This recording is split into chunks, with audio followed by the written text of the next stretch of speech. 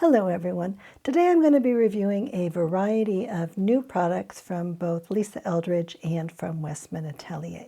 And all of these are products that have worked well for my own mature and sensitive skin. So first of all, for Westman Atelier, they have a couple of new gift sets for the holiday season. So one is called the Petite Fete edition, and this consists of 3 little mini products. So there is a blush in a new shade, and there is a highlight stick in a new shade, and then there is a mini version of their mascara, which is called I Want You, and this is actually my favorite mascara on the market right now. And so I was very happy to pick this up, and this has been a lot of fun so far. And then in addition, they are selling a gift set of 3 mini blushes, and I do have all 3 of those shades, so I will be swatching them for you here in this video so you can see what they are like. And then in addition, Westman Atelier recently released a new concealer, and so I have been trying this out for the past couple of weeks, and I have, after some fooling around with it, I have decided that I actually do like it quite a bit, so I will be demonstrating this for you and talking about my experiences with it. And then for Lisa Eldridge, the most interesting product right now, I think, is the Celestial Rose palette. So this is from Lancome, and Lisa Eldridge is the creative director for Lancome, and so occasionally she does put together an eyeshadow palette for them. And usually it's the case with Lancome that I can't tolerate the products that they sell because they include a lot of ingredients that I don't do well with. But in this case, the ingredient list looks fine, and I don't seem to be having any problems at all with this palette. And then in addition, through her own line, Lisa Eldridge has a couple of new eyeshadow products. And one of these is the Liquid Silk Liquid Eyeshadows. And so I picked up one of these to give it a try. And then she has a new powder eyeshadow palette. And this one is called Fawn. And so this is what this looks like. And so I will be talking about this one as well. And so included in this video will be a lot of footage of me putting on these particular products and also some swatches, and these are done in natural light, so I think that you will get a good sense of what the colors actually are like in the real world. So first, a little bit of information about me. I'm 60 years old, and I do have dry and sensitive skin, and I've never had any kind of cosmetic procedures like injections or surgery, and I don't intend to do that. And so my hope with the makeup products that I use is that they will help me to look a little bit fresher and maybe even a little bit younger without causing any irritation to my skin and also without exacerbating the wrinkles and other issues that I have on my face. And over the past 3 years, I've tried more than 1,000 makeup products, and so I do have a pretty good basis of comparison for everything that I discuss here on this channel. And one thing that I have found out is that there are certain ingredients that always do irritate my skin, and I know that these same ingredients tend to be very irritating for many other people as well, so I just don't talk about products that contain those ingredients on this channel. So let's do Westman Atelier first, and so let's start out by talking about the Baby Cheeks blush sticks. And this is actually one of my favorite blush formulas, or sometimes I think it actually is my favorite formula. And it currently is available in 9 different shades in their regular line. And a couple of months ago, I did a video where I demonstrated all 9 of these shades in terms of swatching them and putting them on my cheeks. And so if you're interested, you can go back and take a look at that video. And I like these because they do blend really easily, and I think that the colors are really pretty, and they seem to have a fair amount of staying power on my cheeks. And also they're fairly expensive, but I've had some of these for more than 3 years, and they've all been holding up fine, and I haven't had any problems with them going bad at all. So I think that that is also an accomplishment that I realized is something that makes me want to buy more of them, I think. And the mini sticks that are in the blush trio and then also in this mini Fete edition, they're not exactly the same cases as the regular ones, but they are close. So they look pretty much the same, and the texture of the material is kind of the same. They don't have a magnetic lid that goes on, they just have a snap-on lid. But I think that in general, the quality of these mini products is quite good. I've purchased quite a few of them over time. They've held up really well for me, and I think that they are a pleasure to use. So in that blush trio, there are 3 different shades. The first one is Petal, which is described as a dusty nude rose, and that one is one of their more popular shades in general. And then the second shade is Mimi, and this is described as a tawny beige, and this is still only available for sale in the regular packaging through the Westman Atelier website. And it's kind of become a little bit of a cult favorite. I think that in terms of the shade, it's a lot like the original Max Spice lip liner, which Mob Beauty just recreated as M1990. So this is really a brownish pink type of a color. So if you wear it just as a blush, then it can kind of give a 90s type of a vibe. And also the head of Westman Atelier, who is Gucci Westman, I recently saw her suggesting that it could be used a little bit as like a contour as well, and I can kind of see people doing that. And this is a shade that when I want to have just the barest amount of a natural blush, I use this one quite a lot. And I think that it is very popular among people who have really light skin. And then the other shade is all the way on the other side of the spectrum, and this is described as a poppy pink, and it, especially when you look at it in the container, it looks very, very pink, and for a long time I thought there was no reason for me to purchase this because it would be way too bright on my skin.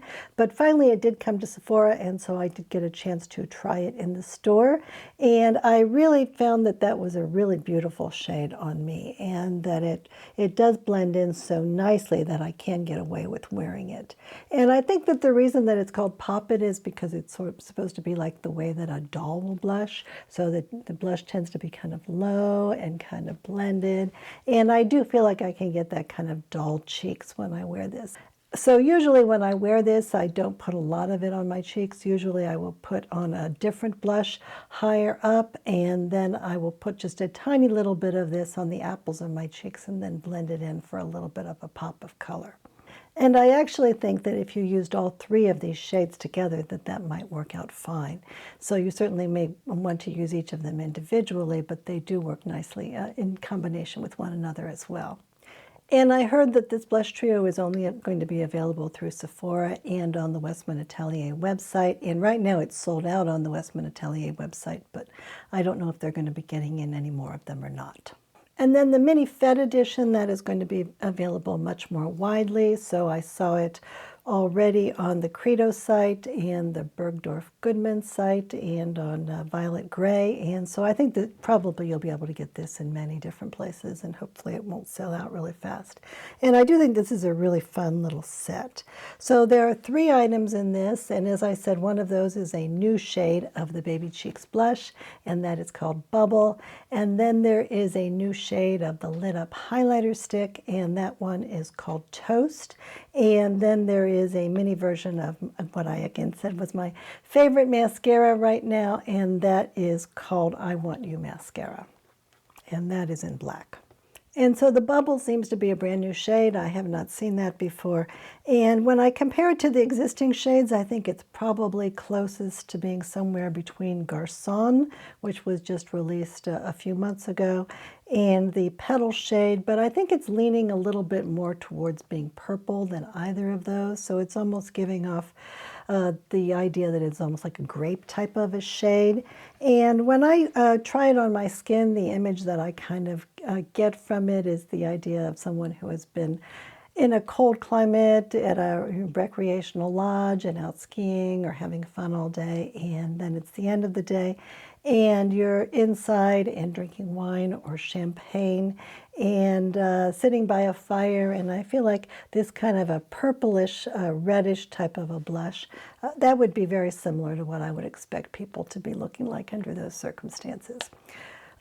And I haven't seen Gucci Westman talk about this particular shade yet, but my feeling is that this is almost leaning into the concept of it being like a boyfriend blush.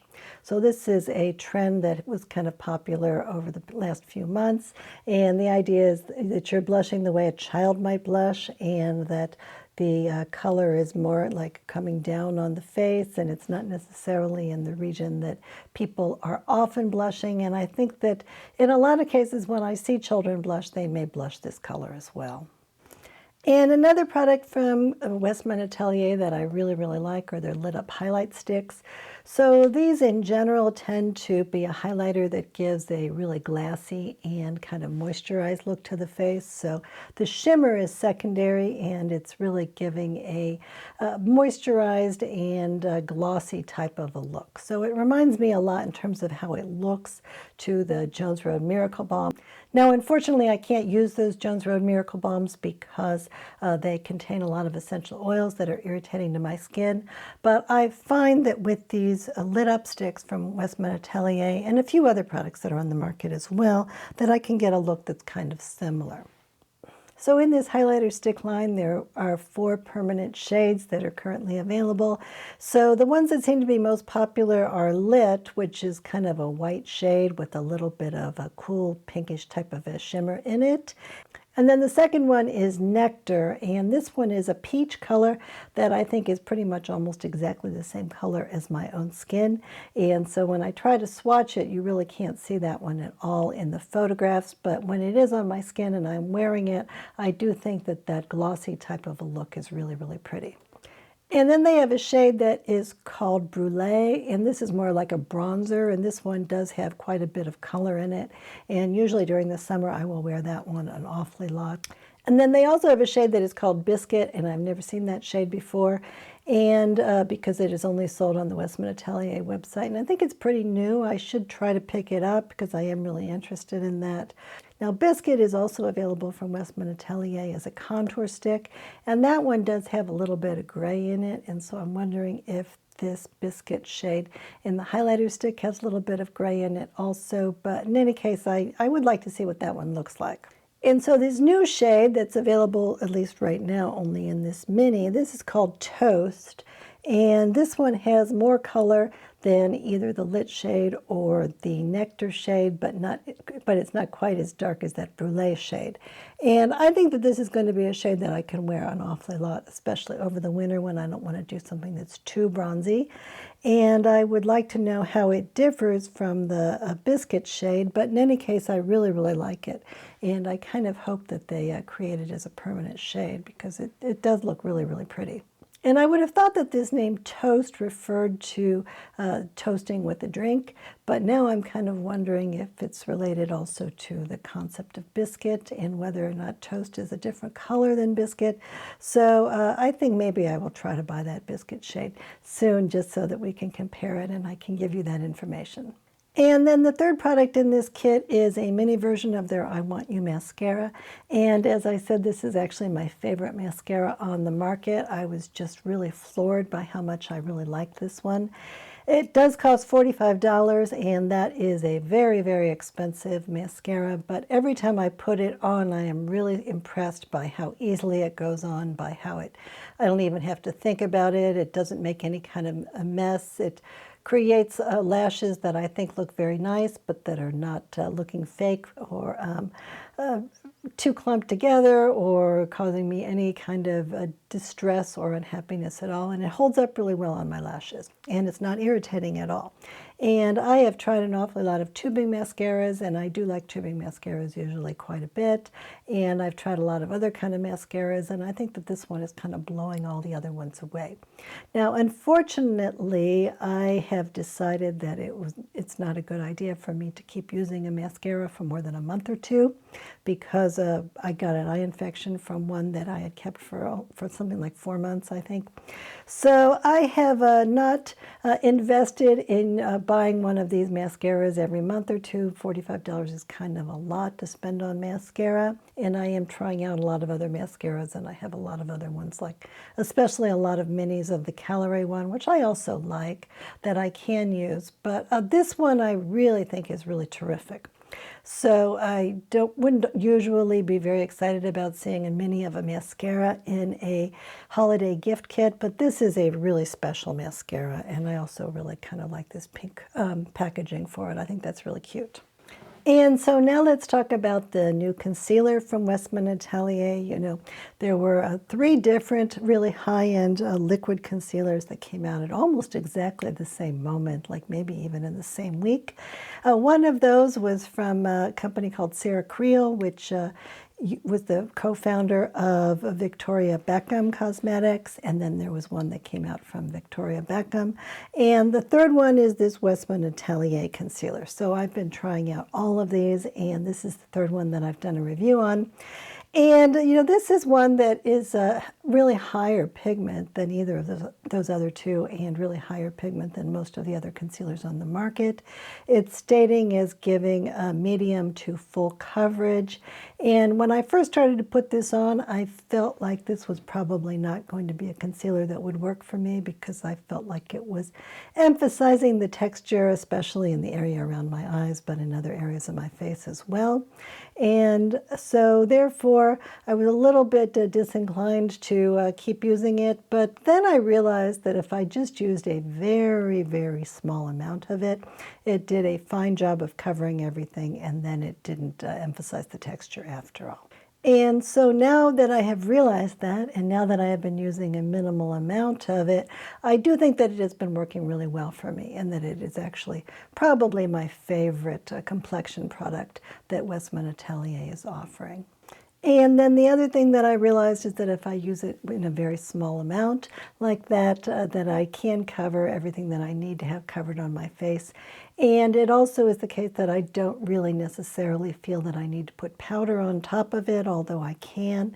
And I certainly don't feel like I need to use it in conjunction with the foundation. So today, for instance, I am using it just on its own without any foundation. I did put a little bit of powder on top of it just because I was a little bit warm, but it seems to be working fine regardless of whether I put powder on it if it's not too hot outside.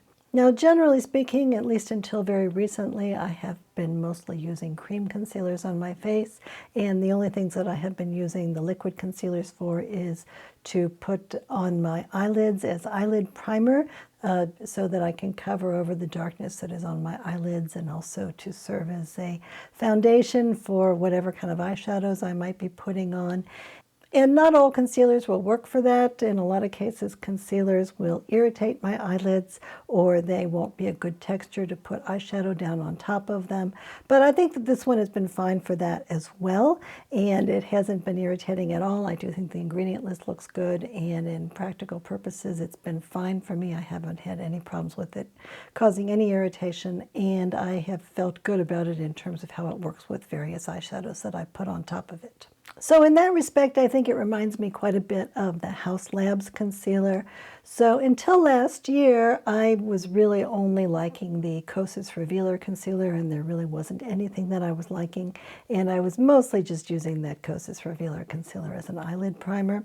And then last year, a whole bunch of different concealers came out, and so I tried all of those. And the one that I ended up liking was the Haus Labs one, but again, that was a concealer that when I first got it, I was like, wow, that makes my eyes look terrible in terms of the wrinkles.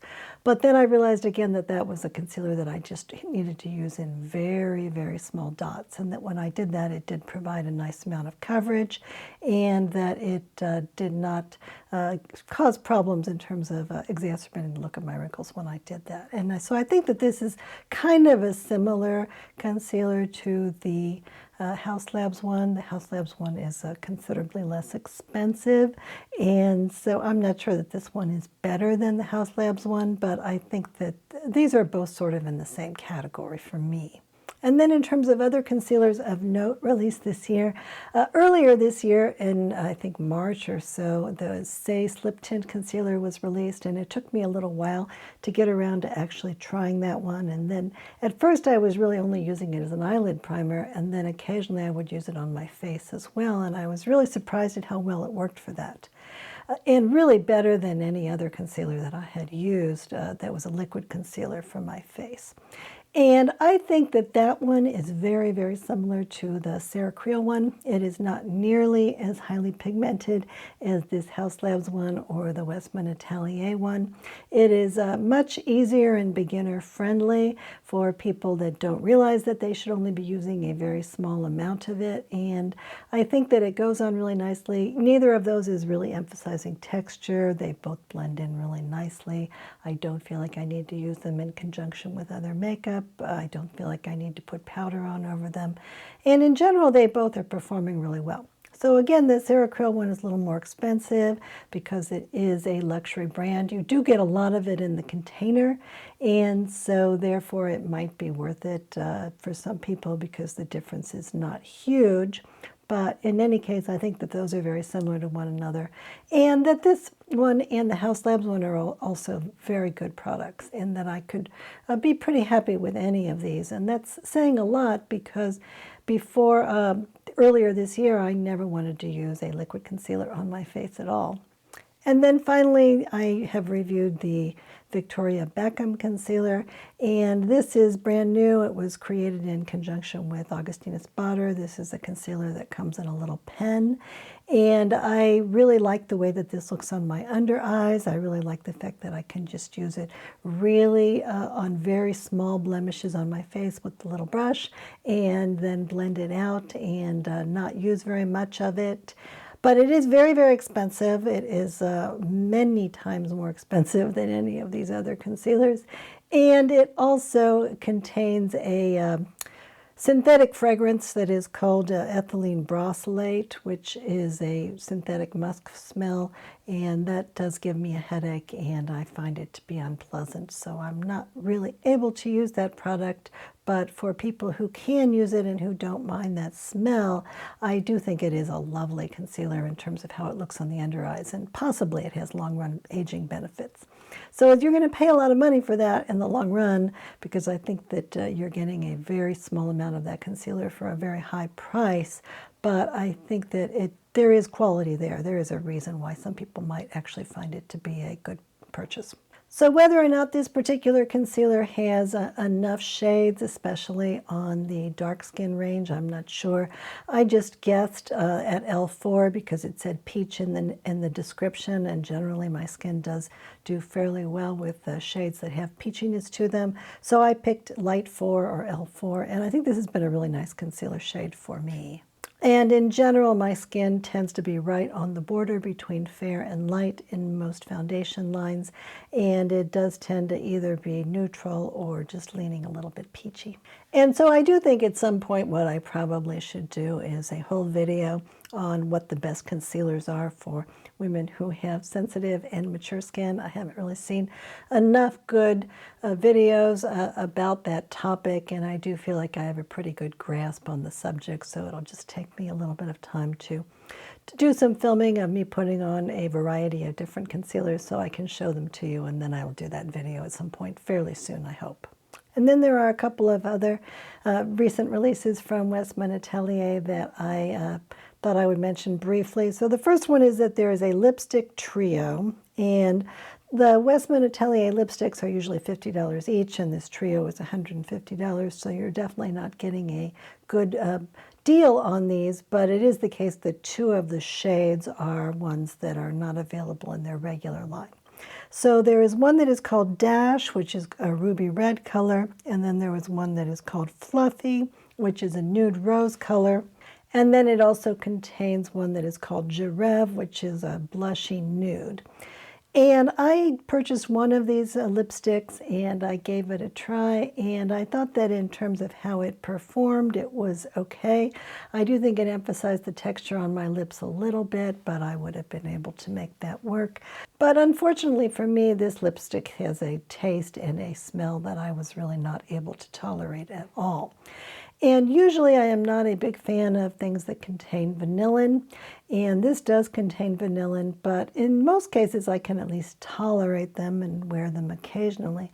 But in this particular lipstick, I found it to be really offensive to the point that I really didn't want to have it on my lips even for a minute or two. So I think that there are certain kinds of people that are much more sensitive to certain kinds of flavors or chemical, these are petrochemicals, I'm sure, certain kinds of flavors that are derived from petrochemicals than others. And I did see 2 other people who usually review very, very high-end makeup on YouTube who did object really strongly to that particular lipstick flavor. And so I'm not the only person out there, but I've also seen a lot of people that really like that Westman Atelier lipstick. So it really depends. And at least at my Sephora, you can go in and try the lipsticks out before you buy them. And of course, Westman Atelier and Sephora have pretty good return policies as well. But in any case, I think that I think they could be nice lipsticks if expensive. That probably wouldn't be my choice for a $50 lipstick, though. I think there are others that are out there, even if it didn't have that taste. But unfortunately, I can't really review that too much because I only had that one lipstick and I wasn't very inclined to keep wearing it. And then Westman Atelier also has a line of what they call iPods, which are eyeshadows that come in these little pots. And so they come in just sets of 3, and they are $88 for the 3 eyeshadows. And so I have several of different shades in that. And I think that they're nice. I think I like them a lot better than a lot of people do. I usually just use them as one-and-done eyeshadows. And I take my Westman Atelier baby blender brush and I swirl it around in the container and then just put it on my eyelids. And I think it's kind of pretty that way. And they do have a new trio in this, and the new trio is called Toujours, but I think I want to just make sure that I warn you about this, that it's a different formula than was used in the past, and it actually has flavor in this, which I think is a very peculiar thing to put in an eyeshadow. And what I did see some people talking about is that they said that in the past they have been able to tolerate the formula of these eyeshadows fine and that they really liked them, but that more recently they picked up this one and that they did find it to be irritating. And so therefore, even if I really, really like these particular eyeshadows, I would be really kind of hesitant to go ahead and purchase this one because the formula does seem to be different and people are complaining, multiple people. The other thing about those is that they are 3 different shades of brown, and so this would be a very basic eye look, and I'm sure that they're nice shades of brown, but it really depends on what you're looking for in terms of the colors.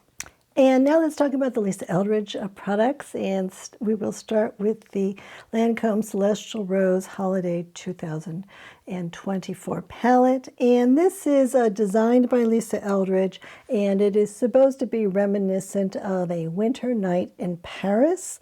And so there are obviously 6 shades in here. These are really large pans, which I find to be kind of a nice thing in an eyeshadow palette. And I was just thinking that this probably would work really well as a highlighter palette as well. And I haven't tried that yet, but I think I'm going to put just a little bit of a couple of these shades on and we can see what it looks like. So let's start with this pink shade.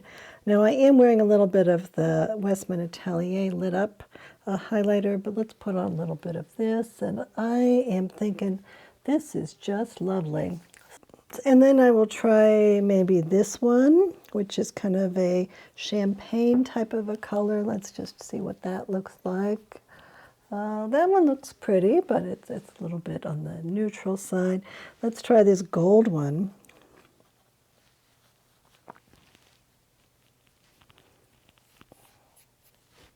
I kind of like all of these, actually. So I think that they're not even saying that this is a highlighter palette or a face palette in the description. They are just saying that it's an eyeshadow palette. But I think in terms of it being a highlighter palette, that is even more, makes it more appealing. So that makes me a lot more excited about the palette to be focused on this concept of using it on my face as well. And I actually think that all 4 of these shades, not obviously the brown one or the blue one, but all 4 of these other shades, I think work really well on my complexion, and I think that they probably would work well for many other people as well. So this palette is a follow-up to the palette that Lisa Eldridge did last year. So that one was a collaboration between Lancome and the Louvre, the museum in Paris, and it was called the Richelieu Wing palette, and it looked like this. And you can still get this, I noticed, on Macy's, and so I would put a link to that in case you were still interested in that. I think this is a very pretty palette. It was supposed to be a face palette. This shade up here was supposed to be a highlighter, although you could use any of these on your face. I thought that this was very pretty and that you could create basically one look from it. I think that all of these highlighter shades were not all that different from one another, and that certainly you could, that green color is very pretty, and I am a big green eyeshadow fan. And so I did get some use out of this palette as a result of that. But in general, I feel like this palette was a little bit more of a collector's item than it was a usable palette of something that I would want to use on a regular daily basis, for instance. Whereas this new palette, I think that there's a little bit more of a potential to use it on a daily basis. It is the case that all of these shades are kind of shimmery, and so you have to want a shimmery eye in order to use it, obviously. But that's not something that bothers me at all. I don't mind using an eyeshadow that's a little bit shimmery, even during the day or even for casual going out. And I don't think that this one has been problematic at all. I think it does look really pretty on me. And I do think that that brown shade at the bottom, that makes it a little more versatile. And I think that that blue shade is a very, very pretty blue. It's kind of a grayish blue color. And if you use it, not too much of it, it does lean a little bit more into the grayishness of it. But it always does come across as blue. So I think what I can do, I can take off my glasses and then get a little bit closer, and you can take a look at the eyeshadow that I just threw on in about a minute or so today. And you can also, if you want to, you can look at my concealer, because I am wearing that Westman Atelier concealer, and I put it on a few hours ago, so you can see how that's holding up as well. And I do think it looks pretty good.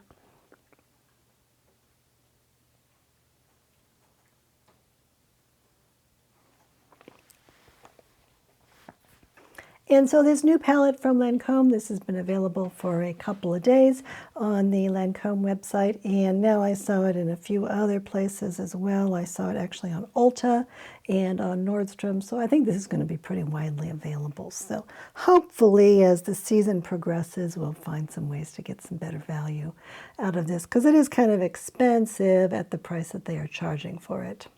Now, as I say, almost always, every single product from Lancome manages to have ingredients in that are irritating for me, and usually ones that I absolutely cannot tolerate at all. And I have tried a number of various products from Lancome over time at their counters mostly, and everything is irritating. But this palette is an exception to that.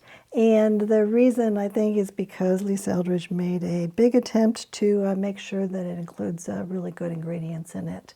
And I do think it's somewhat similar to the eyeshadow palettes that she has at her own company. I think the ingredient list is not exactly the same, but that in terms of how the eyeshadows perform, I think they perform kind of similarly in terms of the blendability and in terms of certainly of how they feel. And I haven't experienced any problems with these irritating my eyes at all. Now, I have been putting them on over the concealer, and that does tend to act a little bit as a primer and to protect my eyes from things like colors and things that are in eyeshadows.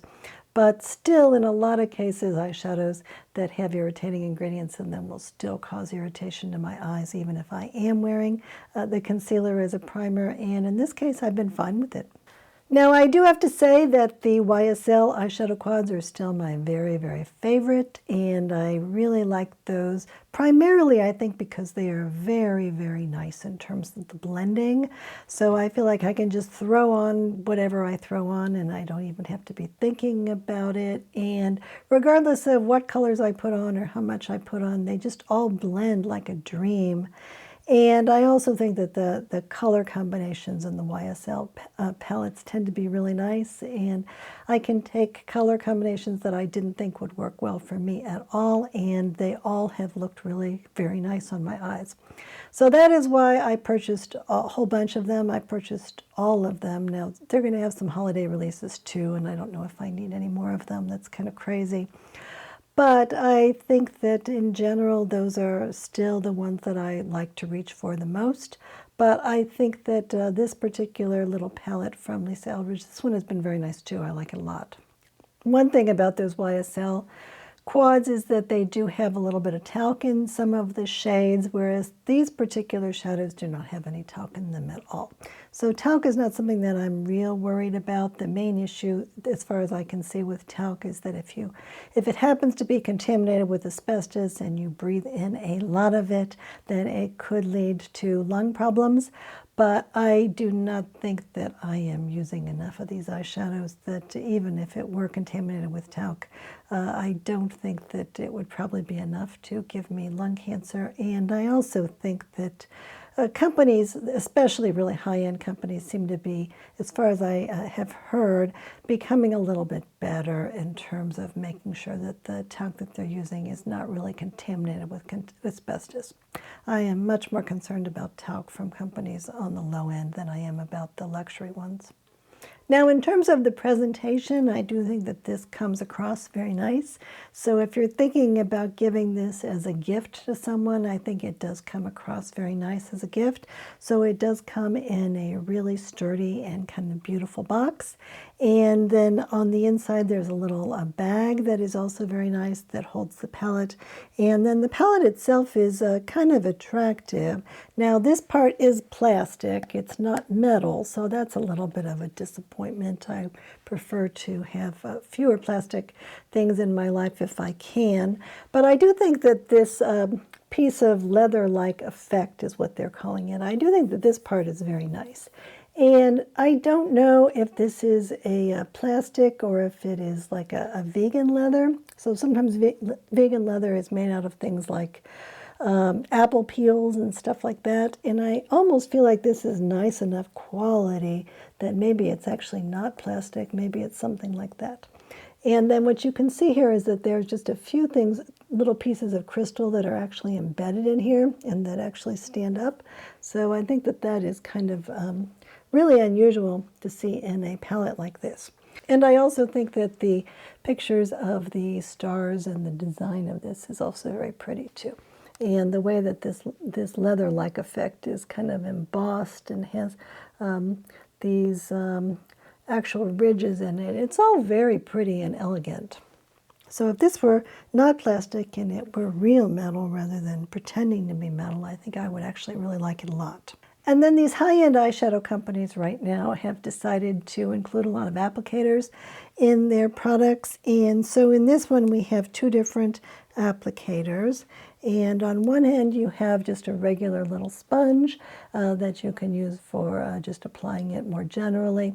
And then on the other end, we have one of them has a pointed sponge that I think is meant to use as an eyeliner, and then the other one has a little brush, and I think that that one is designed to be used to blend your eyeshadow together. So I think that if you are planning to go out and to take this eyeshadow palette with you on your travels, that maybe you might use this. I think this is kind of a little bit large to carry around with you for touch-ups, so I probably would not be using this anywhere but at home. I would be afraid that the shades would break. But it does seem to be the case that a lot of people think that putting these applicators in high-end eyeshadow kits seems to be really necessary now, and so they have a little slot that they fit into here. And again, that seems to take up a lot of extra room in the palette that would make the palette a lot smaller if that wasn't there. So I kind of am slightly negative about this myself, but if you're interested in those little applicators and you like them, tell me why. I think that would be a good thing to know. So in general, I tend to be a real skeptic when it comes to packaging. Most of the time, I think that packaging is not really giving me anything positive for the amount that I'm paying for it, and that it tends to account for more of the cost of the products than the actual makeup. And I'm really a formula girl rather than one that's really concerned about the luxury appearance of the product.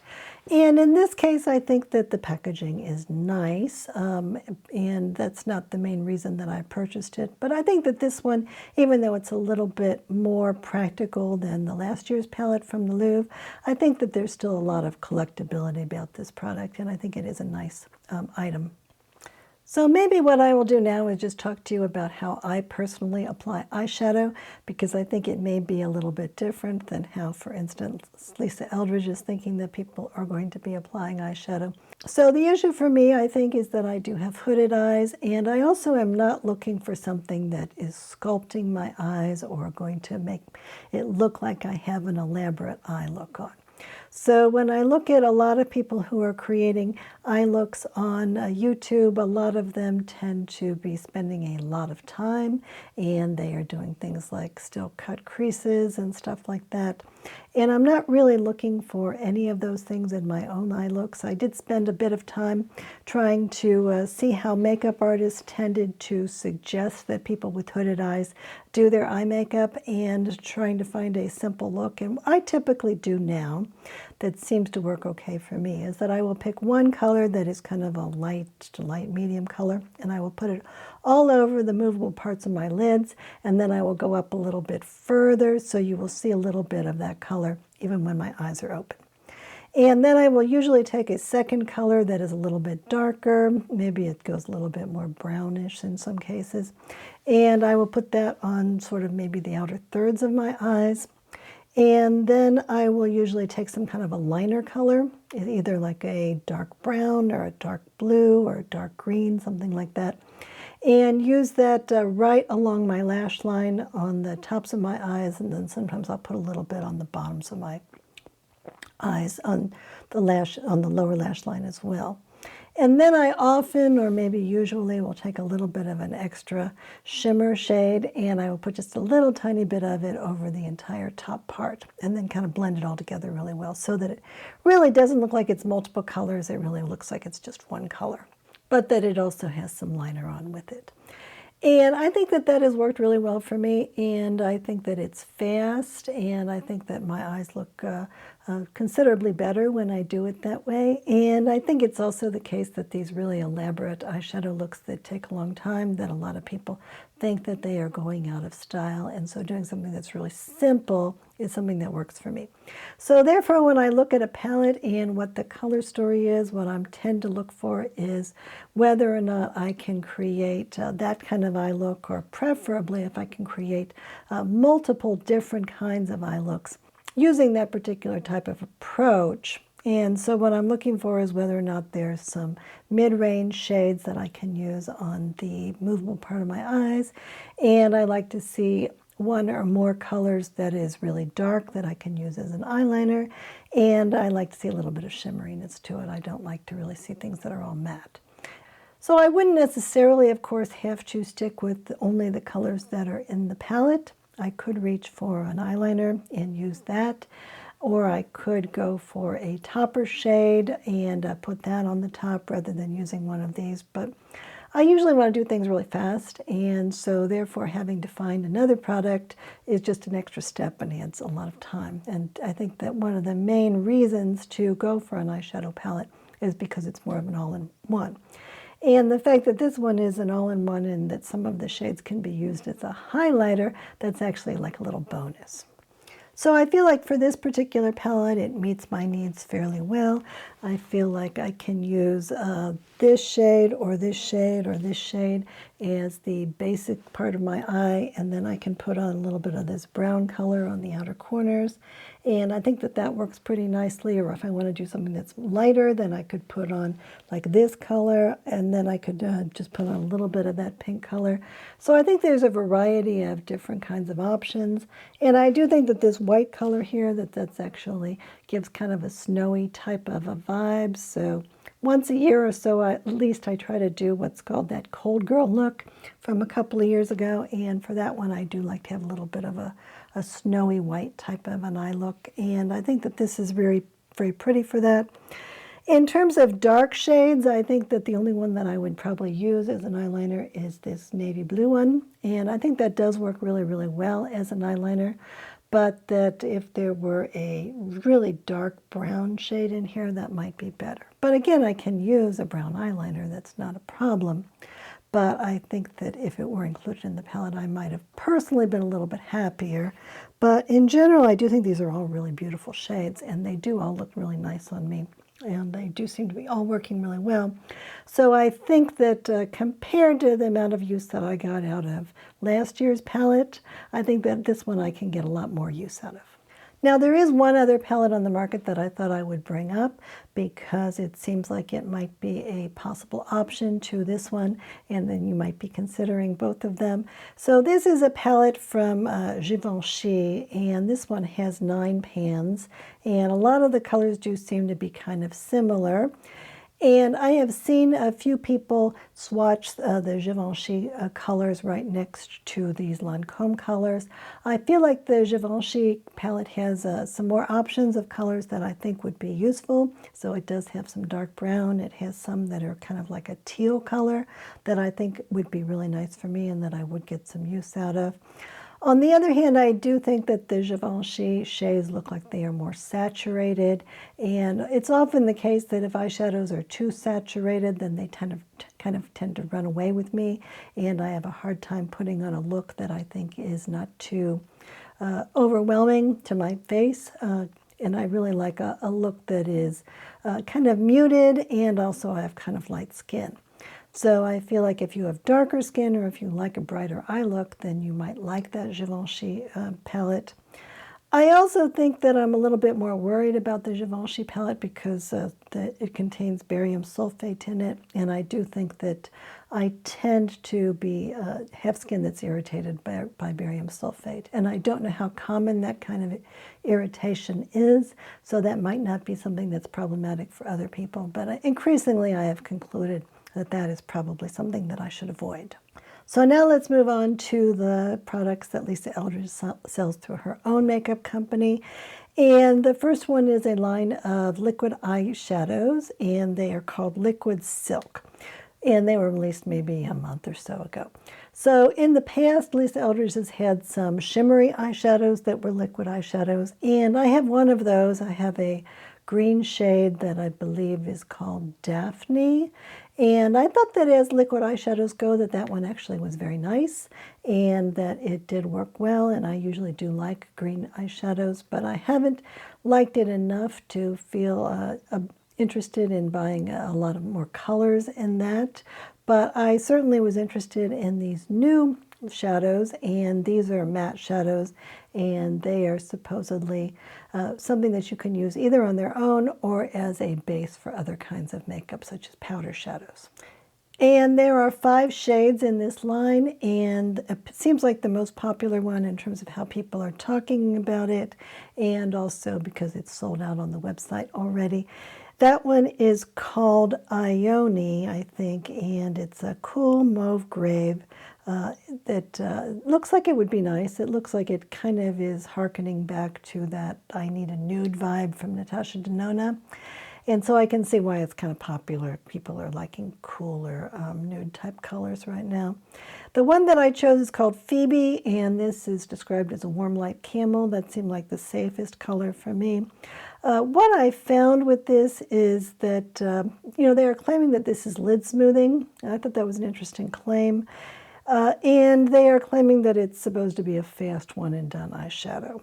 And what I found in terms of this lid smoothing thing, I do believe that when I put this on my eyes, and especially if I don't put it on over a concealer, that I think it is emphasizing the texture of my eyelids more than most of the products that I use on a regular basis.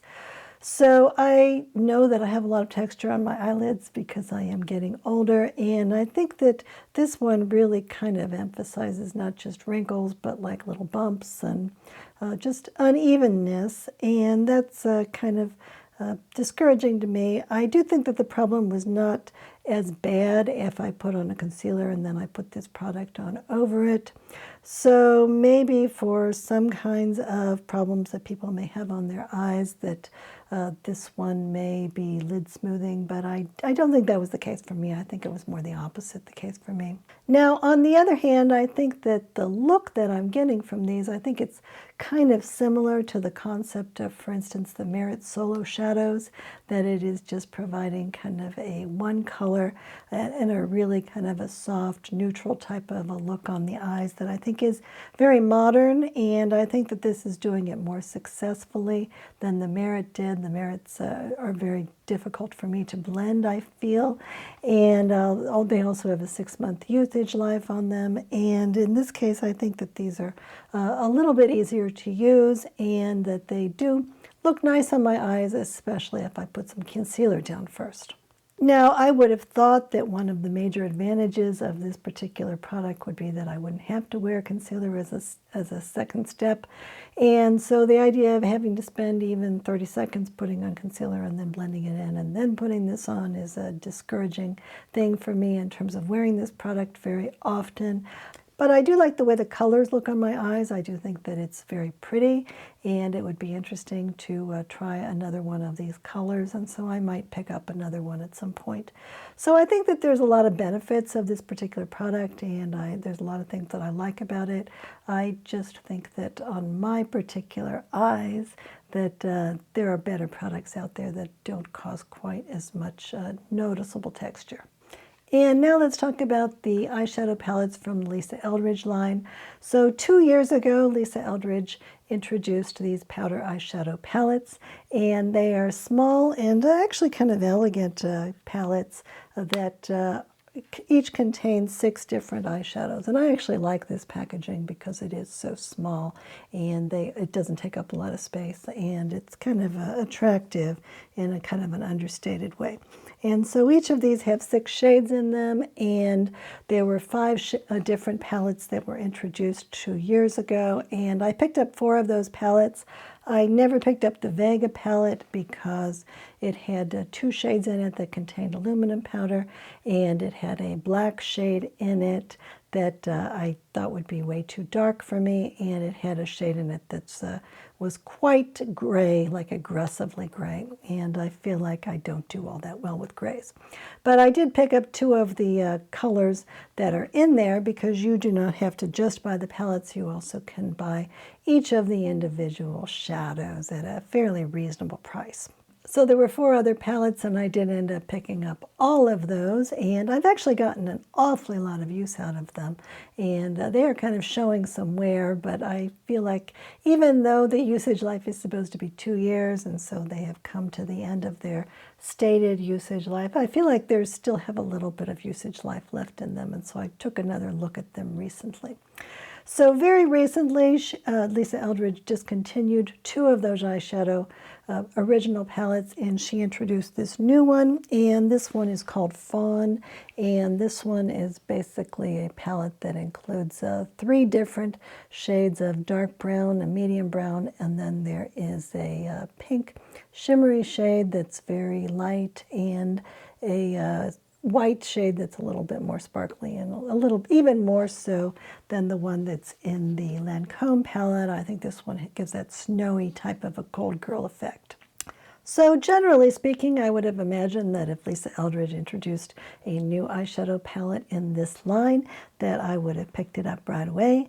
And I have actually had very good experiences with her particular formula. I still think I like the YSL quads better, but I do have a real fondness for these particular shadows as well.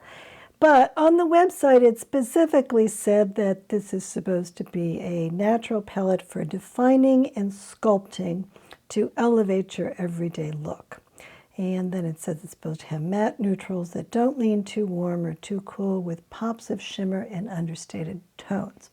And when I looked on the website a little bit more, there were these really kind of elaborate instructions on how to put this on your eyes and how to do that sculpting. And then Lisa Eldridge also had a video where she did this herself. And I just read this and I watched that video and I'm like, that's not how I want to do my eyeshadow, and therefore I'm not sure at all that this is going to be a good palette for me, and maybe I should just skip it. So I definitely do not seem to be a fan of sculpting at all, especially if that concept persuaded me not to buy this palette. But I did become a little bit more interested in going back to all of my other Lisa Eldridge palettes and playing with them a little bit. It had been a while since I had gotten them out because I've used the YSL ones so much. And what I kind of realized when I got out all the old palettes is that I felt like 2 years ago they seemed really current, and now they were seeming a little bit less current to me. And what they all seem to be is sort of a one-note type of a palette. And so, for instance, the Vega palette, for instance, it seemed like it was really grays and silvers, and that's kind of pretty, but it also seems to me to be a little bit limiting. So I had one that was all purples, and I had one that was kind of like coppers and a little bit of browns, and I had one that was kind of almost aggressively all pink. And then there was one that was called Sorcery that had some bright greens and bright blue and some really shimmery, silvery type shades. And those seemed to be all shades that maybe I could use as a one and done, but they weren't really working together to help me to create a look that I thought would be appropriate for me to be wearing very often. But one good thing about these Lisa Eldridge palettes is that you can take them all apart and you can rearrange the shades, and I hate to think that I can do better than Lisa Eldridge, but that's kind of what the palettes are intended to do, is to let you kind of play with them. So I did go through and I tried reorganizing them to see if I could create some looks that I thought were a little bit less on the nose in terms of how they would look on my face, or that would have a few different colors mixed together. So my feeling here is that this is working like a capsule wardrobe. It's not like you're putting on everything in the capsule wardrobe at once. You're just trying to pick out a few things that you can wear in different kinds of combinations. And so I tried to do that with these eyeshadows too. One thing to put together some different palettes that I could pick out a few different shades from here and get slightly different kinds of looks that I thought would go well with sort of wearing on an everyday basis. So I put them together in 4 new combinations so you can see those really quickly, and I thought that was kind of fun. And I do think I've been having a little bit of fun wearing those, so I will try to put on some different combinations maybe later on in some other videos. But one thing that I did realize when I looked at these is that there are very few shades in here that were dark browns, and therefore, that I think made it more likely that I had to really go and get an eyeliner out in order to make a lot of these palettes work. And so then I thought, well, okay, so I'll just buy that new palette and we'll see how well it works. And if it doesn't work, at the very least, I can just use those dark brown shades, because there are 3 of them that are really dark, and then there's that medium brown taupe shade. And I can just reincorporate them into some of these other palettes, and I think that that might make them even more usable for me. So at that point, I did buy that new Fawn palette, and I actually have kind of liked using it on its own. But I do think it's kind of a limiting in terms of how I use it. So really the only look that I feel like I really want to do with this palette is to take that pink shade and put it all over my movable part of my eyes and then up a little bit. And then I will put a little bit of this shade, which is called Upper West Side, and I will put a little bit of that in the corners. And then I will take one of those 3 brown shades, and I don't see them being that much different for this purpose, and I will use those as an eyeliner. And then maybe if I want to get something that's even more sparkly, take a little bit of that white shade and put it over the top. And I think that actually works really nicely, and I think it's kind of what I think of as ballerina makeup. You know, it's very neutral. It has a little bit of pink in it, and then it has that darker brown eyeliner type of thing in there, or maybe it's called ballet core now.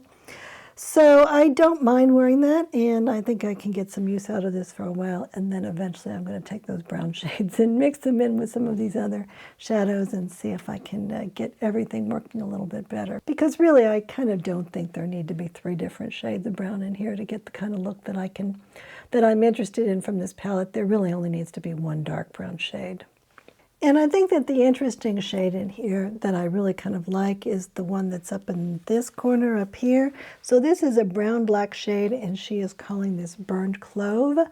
And Burned Clove, I think, comes from the Victorian era.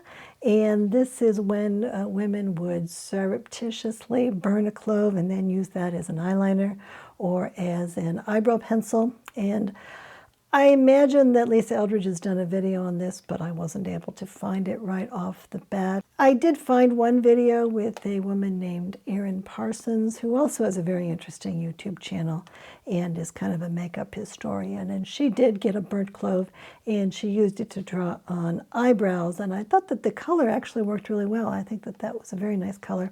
And I do think it was very, very similar to this color. And the other thing that I found is that this color Upper West Side seemed to be pretty similar to the color that she used as an eyeshadow that was made from walnuts, I think. And so I think a lot of these colors from this Lisa Eldridge palette are leaning into kind of classic neutral colors that people used a long time ago before makeup was sort of allowed. And by the way, I will say also that this Upper West Side shade, this seems to be very similar to the Phoebe shade that I purchased in the liquid eyeshadow. And obviously the Phoebe is a lot more saturated, but in terms of the tone, I think that's very similar. So all in all, now that I have this palette, I think it's actually really nice, and I think that the look that I get from it, it's very understated, but I do think it's very pretty, and so I think I can wear this on occasion on the months coming up when I want to really kind of a pretty simple ballet type of a look.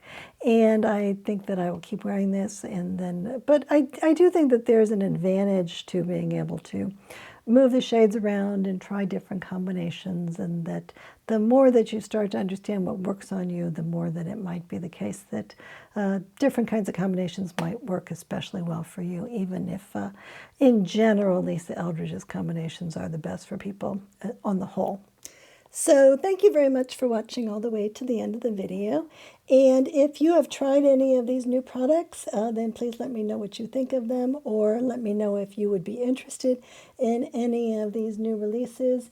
And in addition, if you haven't subscribed yet to the channel yet, then I hope you will go ahead and do that.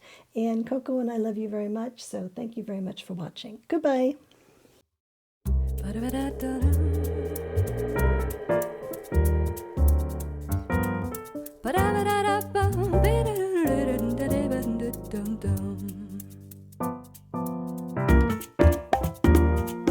La ba da la la la boom.